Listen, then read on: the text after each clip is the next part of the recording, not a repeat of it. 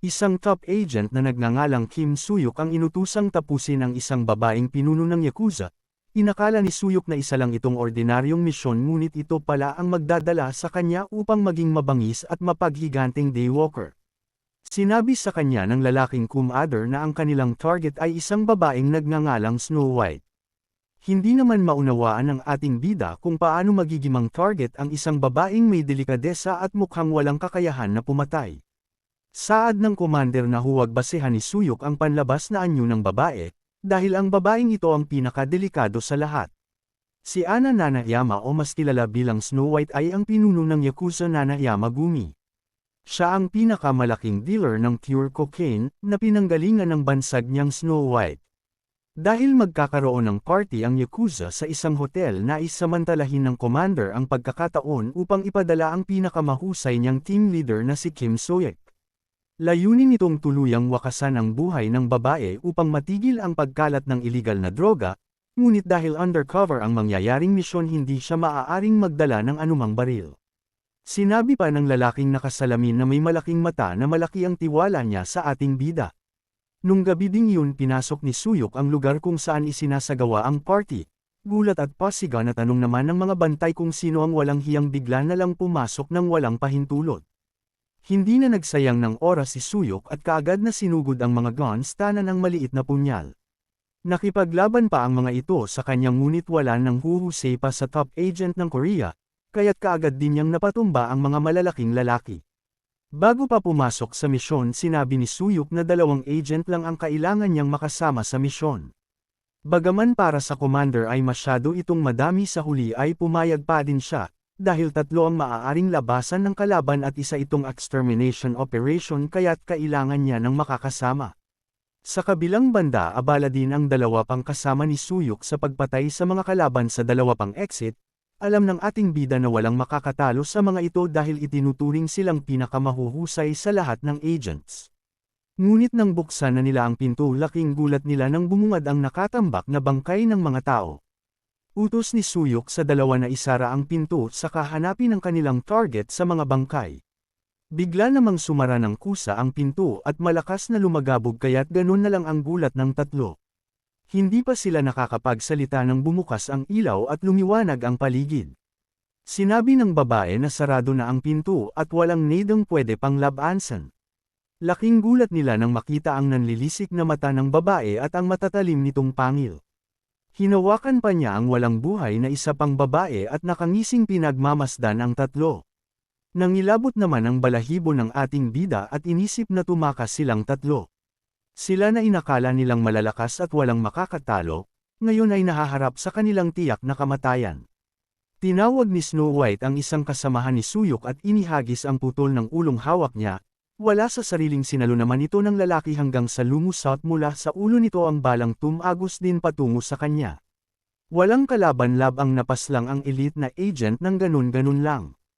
Bumagsak siya sa lupa na wala ng buhay habang tarantang pinuntahan naman ito ni Suyok at ng isa pang lalaki.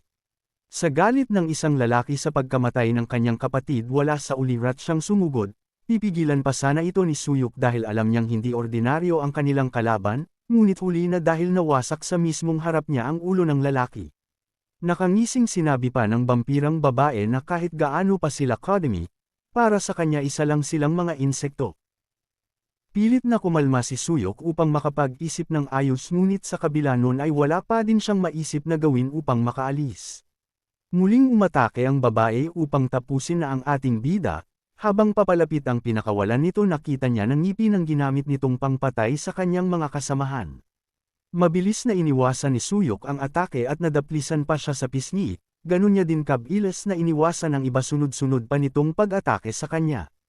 Hindi na nakatiis ang babae at dinakot sa mukha ang ating bida, saka malakas na iwi na si Waspottle Apon. Bumagsak si Suyok sa sahig habang hindi pa nahuhulawan kung anong klaseng kapangyarihan ang nakikita niya. Bigla namang lumipad sa ere ang babae dala ang punyal ni Suyok, at ibinagsak ang 2 niyang tuhod sa mga binti ng ating bida. Sa tindi ng sakit ay malakas na napasigaw si Suyok, hindi niya akalain na nagtatago ang malagim na budi ng babae sa maganda nitong mukha. Nakangising sinaksak ng vampira ang kamay ni Suyok na muling nagpadaing sa ating bida. Sinabi pa nito na mas lalo siyang nagaganahan kapag may nakikitang nahihirapan. Sa galit ng ating bida matapos na tawagin ng babaeng katuwaan ang Jin gawa niyang pagpatay, inunahan niya itong kagatin sa leeg at tinagpapaang laman nito, saka mabilis na sinaksak ng bubog upang tuluyang tapusin. Bumagsak ang babae sa katawan ni Suyok kaya't inakala niyang napatay niya na ito. Malungkot siyang humingi ng tawad sa dalawang namatay na kapatid ngunit may saya sa puso dahil tagumpay siyang nakapaghigan.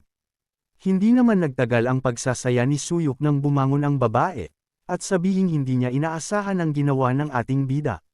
Pilit na pumapalag si Suyok ngunit kinagat pa din siya ng babae kaya't at sinabing sana ay hindi siya gaya ng walang kwentang mga nauna, dahil napaka-interesante kung magiging kaysa nila ang ating bida. Dumating naman ang mga tauhan ni Snow White at asar na inutos ng babaeng ibaon nila ang mga katawan kabilang na ang kay Suyok. Habang inaasikaso ng mga lalaki ang bangkay biglang nagpakita ng senyales ng paggalaw ang katawan ni Suyok, inakala pa ng mga hanggal na namamalikmato lang sila. Ngunit kalaunan ay binalot ng takot nang masiguradong nabuhay nga ang lalaking patay na. Nakahawak sa ulong bumangon si Suyok at puno pa ng dugo ang buong katawan. Bigla namang sinabi ng isang lalaki na sumama sa kanila ang team leader ayon sa utos ng director. Nang iikot ang paningin doon lang napagtanto ng ating bida ang nagkalat na bangkay ng mga hanggal na lalaki. Habang nasa loob ng sasakyan pilit na inaalis ni Suyok ang tensyon sa pagitan nila ng dalawa pang lalaki, kalaunan ay napansin niyang kakaiba ang kinikilos ng mga ito matapos magsuot ng gas mask. Huli na nang mapagtanto niya ang tunay nitong layunin, naramdaman niya na lang ang bigat ng kanyang paghinga at bago siya mawala ng malay na dinig pa niyang sinabi ng isang lalaki sa director na nasa kanila na ang specimen. Sa kabilang banda hindi maiwasang manabik ng ulig ang lalaki at kaagad na utos na either itso sa lab si Suyok. Parang baliw siyang tumawa ng malakas na halos makita na ang ngala-ngala. Nang dumating ang sasakyan nagdudumali siyang lumabas upang salubungin ito, utos pa niya sa mga tauhan na magmadali din itong magsiipon. Nilapitan naman ng isang lalaking nakamask ang sasakyan at itinaas ang trunk. Laking gulat niya nang hindi si Suyok ang naruroon kundi ang dalawang agent na inutusan ng director. Kaagad kinabahan ng lalaki ngunit hindi na nakapagsalita pa ng tamaan ng bala sa noo. Sunod-sunod ding bumagsak ang iba pang mga agent at researchers matapos polanan ng bala ng ating bida. Napako naman sa kinatatayuan ng director na hindi na nakagalaw sa gulat.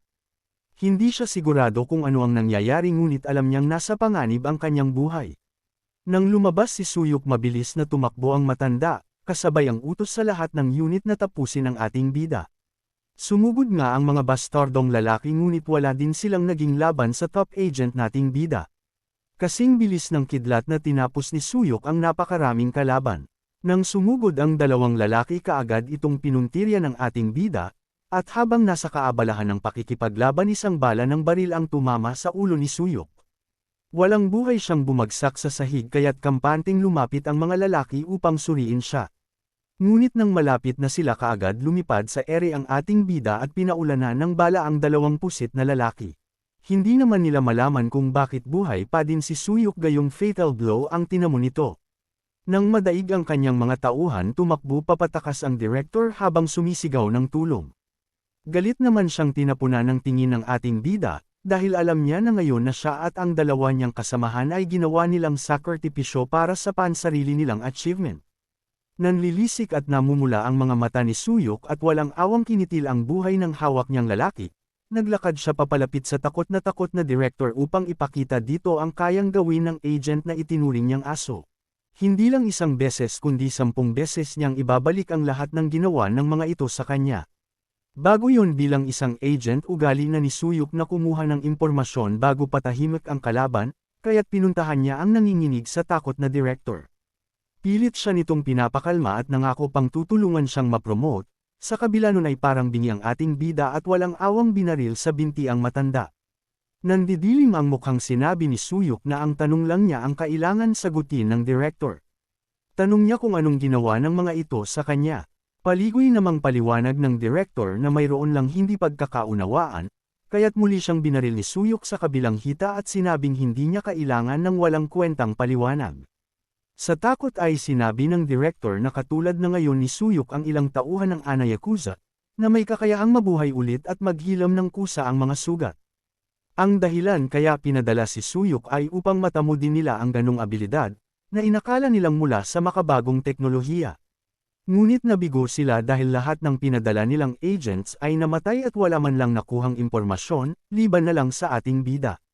Sa tono ng pananalita ng director ikinatutuwa pa niya ang kalagayan ni Suyok, dahil ayon sa kanya hindi na nito kailangang mag-alala kahit gaano pa kadelikado ang misyon. Nakangiti pa niyang saad na nagtrabaho ng maayos si Suyok sa katinawag pa itong bayani. Hindi naman kinatuwa ng ating bida ang asal ng matanda at muli niya itong binaril sa balikat.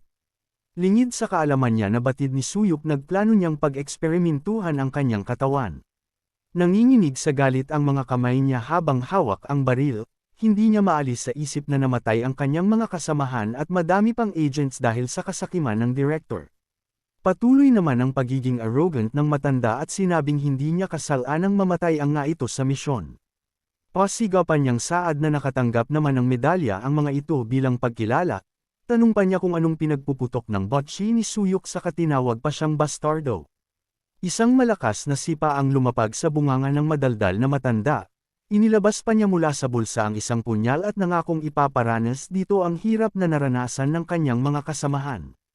Nang inag sa takot ang director at nagmakaawa sa ating bida, ngunit nagpatuloy sa paglapit si Suyok at nagbingi-bingihan sa pakiusap nito. Nang akmang sasaksakin na ni Suyok ang matanda bigla na lang tumalsik ang kutsilyo ng tamaan ito ng baril. Hindi na malaya ng ating bida ang pagdating ng mga sasakyan lulan ng maraming agents. Inis na tanong naman ng director kung bakit ang tagal dumating ng mga ito matapos niyang tawagan. Lumikha ng permasyon ang mga armadong lalaki at pilit na pinapasuko ang ating bida. Batid ni Suyok na hindi maganda ang kanyang tayo kaya't nagdudumali siyang naghanap ng mapagtataguan. Nang makita ang paggalaw ni Suyok walang pakundangang nagpaulan ng bala ang mga agents, at tinadtad ng baril ang katawan ng ating bida. Nakadepang at dagwang bumagsak sa sahig si Suyok, minaliit naman siya ng arroganting matanda at sinabing nasa na ang kanyang kay-abangan kanina. Plano niyang igapos pang habang buhay si Suyok at gawing lab subject na susuporta sa kanilang proyekto. Malakas na tumawa pa ang lalaki dahil ayon sa kanya walang sino man ang makakapagpabagsak sa kanya, hindi si Suyok at lalong hindi ang mga hanggal na yakuza.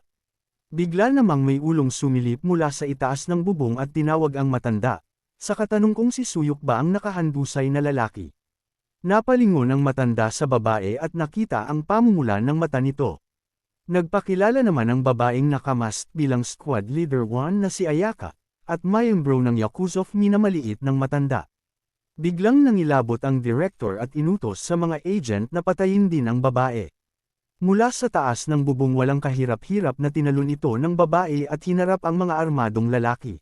Mabilis ang bawat galaw ni Ayaka normal para sa isang vampira, at kahit isang bala mula sa napakaraming agent ay wala man lang tumama dito. Sinugod niya ang mga lalaki tanan ang pinapaikot na blade, punyal laban sa baril at hindi man lang sila nakapalag sa babaeng mabilis lang silang pinagpapatay. Sinubukan pang snip-erin ng isang lalaki si Ayaka, ngunit agad din itong naramdaman ng babae at kasabay ng pagharap ng paghati niya ng bala gamit ang blade. Doon napagtanto ng mga sundalo na hindi ordinaryo ang kanilang kaharap, kundi isang halimaw.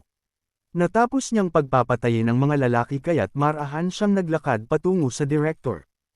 Hindi na nakakurap ang matanda at lumaglag na ang ulo sa sahig sa bilis ng pagtagpas na ginawa dito ni Ayaka.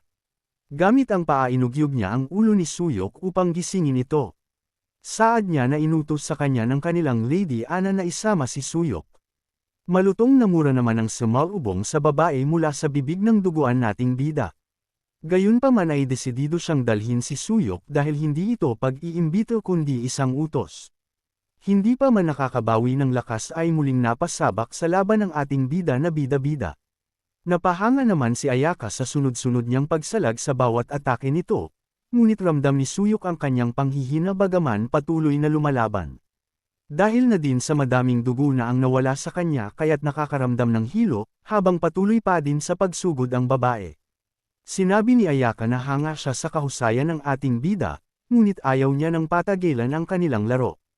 Ibinaon niya ang matalim na blade sa katawan ni Suyok para tapusin ang laban, ngunit mahigpit siyang hinawakan ng ating bida na para bang nag-aantay lang na gawin niya ang isang maling hakbang. Hindi nakawala ang babae sa mahigpit na hawak ni Suyok at magkasabay silang nagpalitan ng atake na nagpahiwalay sa kanilang dalawa. Nang bumagsak sila sa sahig Ivang Derek Sayon ang pinuntahan ng ulo ni Ayaka malayo sa kanyang katawan. Habang ang ating bida ay halos naliligo na sa dugo, putol ang isang braso at may malaking hiwa sa kanyang tagiliran. Sa kabila ng kalagayan ninanamnam ni Suyok ang kanyang tagumpay.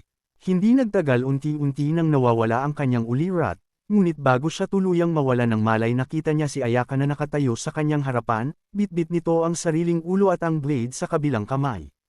Nanlaki ang mga mata ni Suyok nang ikabit ni Ayaka ang ulo sa katawan at naghilom ito na parang walang nangyari. Hindi naman magawang makagalaw ni Suyok matapos itarak ni Ayaka ang blade sa katawan nito, na siyang pumutol sa blood supply ng ating bida. Bagaman kampante ay nagtataka din ang babae gayong dapat nawalan na ng malay kanina pa si Suyok. Malapit nang mag-umaga kaya't nagdudumali na ang babae na matapos ang kanyang misyon. Ilang sandali lang nakita niyang nagliwanag ang katawan ni Suyok kasabay nun ang pilit niyang pagtayo. Hindi ininda ng ating bida ang nakatarak na espada sa kanyang katawan at padalos-dalos na sumugod bagaman ramdam ang panghihina. Sa inis ng babae tinawag niyang mangmang si Suyok at kaagad na tinagpa ang natitirang braso. Sinabi naman ng babae na hindi na makakalaban si Suyok gayong dalawang braso na ang pinutol niya dito. Ngunit paglingon niya malakas na bigwas sa mukha ang sumalubong sa kanya. Hindi niya akalaing ang bagong vampira na kaharap ay may kakayahan na mag-regenerate. Parang wala sa sariling patuloy sa pagsugod si Suyok at animoy kidlat sa bilis na halos si Ayaka ay hindi matapatan. Ginamit ng ating bida ang pinaka-alas niya namang agad kagaya ng ginawa niya kay Snow White. Namumula ang mga mata at parang uhaw na sinisip ni Suyok ang dugo ng kapwa niya vampira.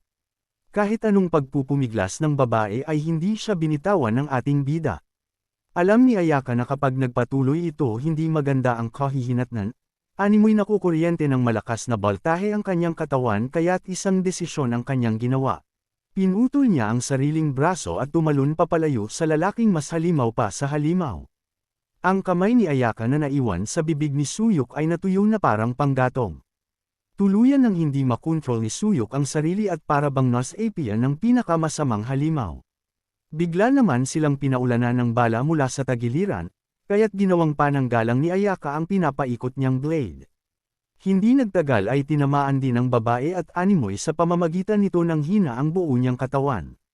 Dumating ang mga armadong lalaki na pumaligid sa kanila. Sa gitna nun naglakad ang isang payat na lalaking maraming cross sa katawan at nakangising sinabi nito na sila ang maghahatid sa dalawa sa kanilang kamatayan. Sa utos ng payat na lalaki nagpaula ng bala ang armadong kalalakihan, walang pagdadalawang isip nilang inatake si Ayaka at ang ating bida. Mas lalo namang tumindi ang pagwawala ni Suyok sa nangyari, habang nag-iingat naman sa kanyang kilos ang babae. Inutos ng leader na si Suyok ang kanilang puntiryahin at sunugin. Inilabas naman agad ng lalaki ang dambuhalang baril at itinutok sa ating bida. Sabay-sabay nilang pinaulanan ng silver na bala si Suyok na tumagos pa sa kanyang katawan. Kaagad na umusok ang kanyang katawan indikasyon ng pagkasunog, animoy na kuryente ang buo niyang katawan kaya't malakas siyang napasigaw. Sa kabilang banda labis ang kaba ni Ayaka nang makitang papasikat na ang araw. Halos masunod ang kanyang mukha nang matamaan ng liwanag, nang biglang hamarang ang pinuno ng grupo at sinabing mas mainit ang impyerno kesa dito. Galit na sinabi ni Ayaka na wag silang maliitin ng walang kwentang mga tao, saka sinubukang tumayo upang umatake. Ngunit mabilis na inapakan ng lalaki ang kanyang kamay na nagpadaing kay Ayaka. Sinabi ng pinuno na mamatay sa mga kamay niya ngayong araw si Ayaka, at isusunod niya ang mga kasamahan nito. Napalingon naman siya kay Suyok at nakitang nakatayo pa din ito sa kabila ng pinsalang natamo. Bukod doon nakita din niyang hindi man lang ito nasusunog sa init ng araw. Nang makita ni Ayakang wala sa kanya ang atensyon ng babae, nakahanap siya ng pagkakataon at mabilis na tumakas. Hahabulin pa sana siya ng lalaki ngunit hindi na niya ito nagawa ng sumigaw ang mga kasamahan, na hindi mamatay-mete ang ating bida. Nag-aapoy ang mata ni Suyok na sinugod ang lalaking sumigaw, agad namang sumaklolo ang pinuno at tinagpa ang braso ng nagwawalang vampira. Inutusan ng pinuno sa mga lalaki na umalis na ang mga ito, dahil ang kanilang kaharap ay higit na delikado. Galit ang espada sumugod ang pinuno at iwinasiwas kay Suyok, hindi niya akalain na baliwala lang niya itong masasalag ng kamay. Nakita din niya na ang kamay na pinutol niya kanina ay bigla na lang tumubo at nanimbalik sa dati. Puno ng galit na binigwasan ng ating bida ang pinuno, na mabilis din naman itong naiwasan. Gayunpaman alam niyang walang laban dito ang ordinasyong combat, kaya't inilabas na niya ang kanyang tunay na kapangyarihan bilang isang saint. Isang malakas na aura ang bumalat sa katawan ng pinuno, kasabay ang buwelo at malakas na binigwasan ng ating bida. Tumilapon naman si Suyok at bumalandra sa pader. Sa gitna ng makapal na alikabok sinabi ng pinuno na ngayon lang siya nakakita ng vampirang kagaya ng ating bida. Nang lapitan niya ito nakita niyang walang tigil nitong sinisipsip ang dugo ng walang buhay na direktor. Matapos makainom ng dugo mas lalong tumindi ang pamumula ng mga mata ng ating bida. Alam ng pinuno na hindi niya maaring hayaang makatakas si Suyok lalo na nang makita kung ano ang kaya nitong gawin. Inilabas niya ang nagniningas na espada habang nagliliyab din ang mga matang at naghahanda ng umatake.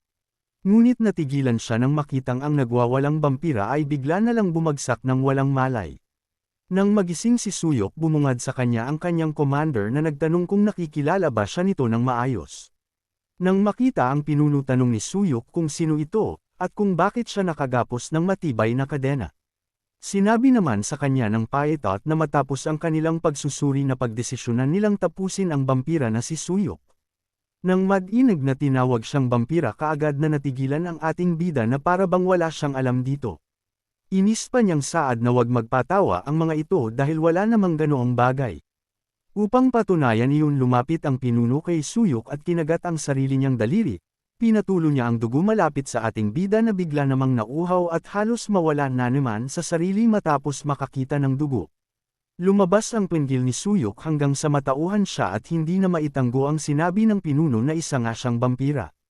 Maging ang commander ay hindi din makapaniwala ngunit nasa harap na niya ang ebidensya.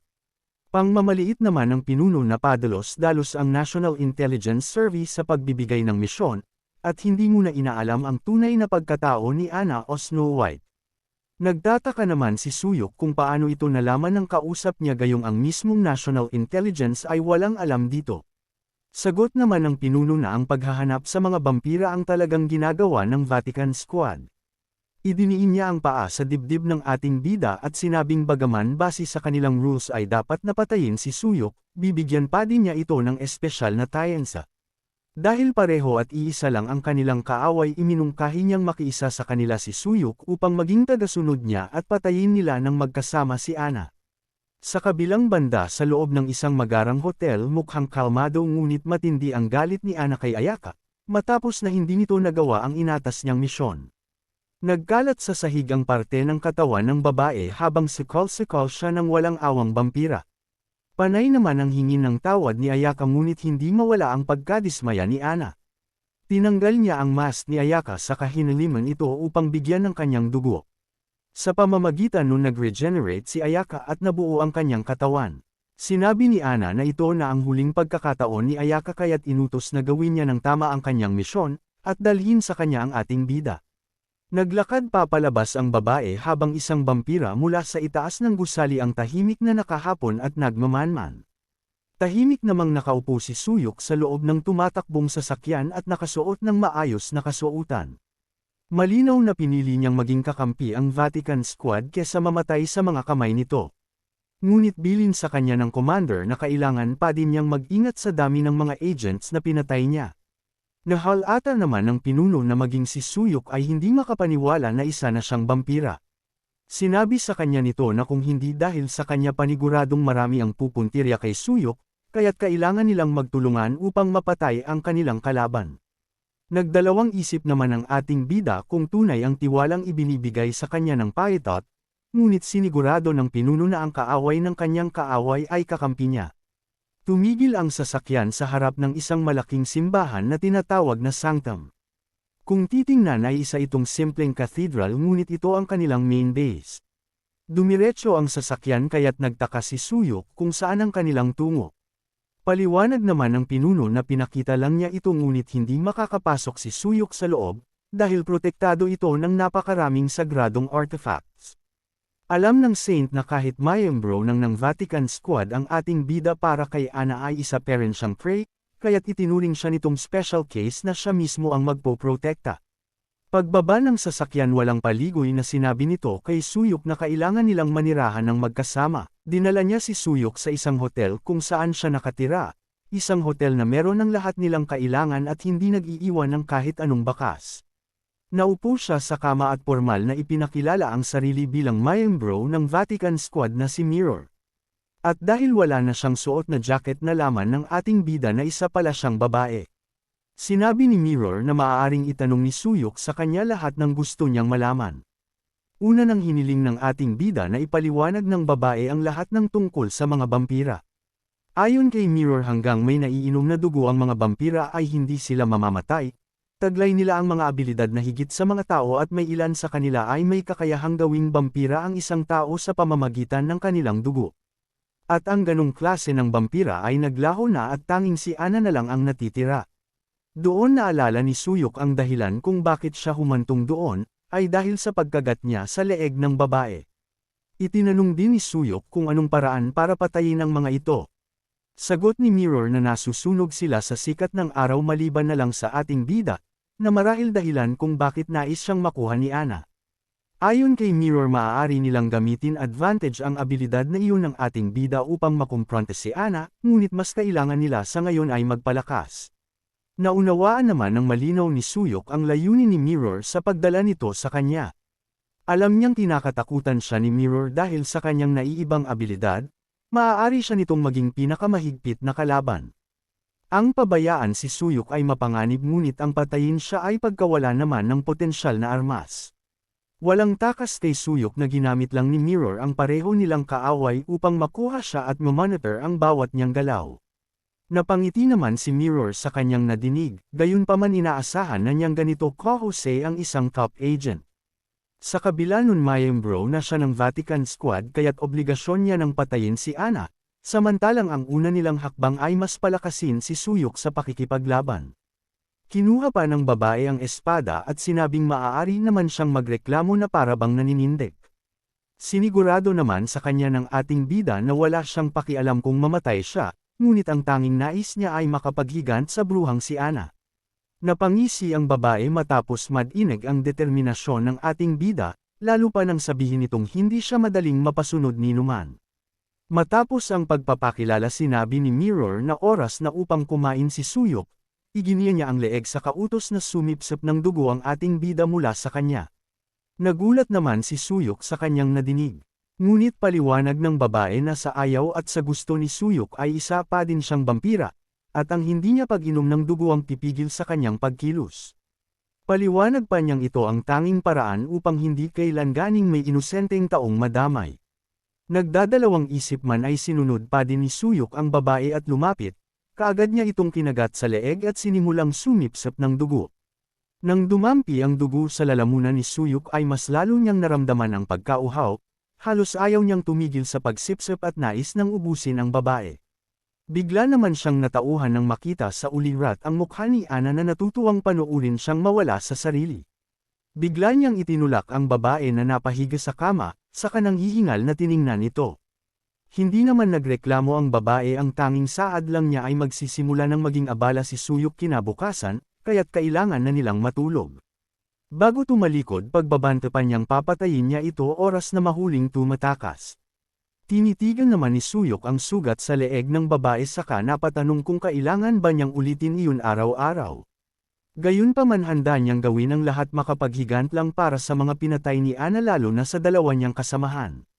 Tahimik siyang nahiga sa tabi ng babae samantalang hindi maiwasang mamula ng tinggi ni Mirror.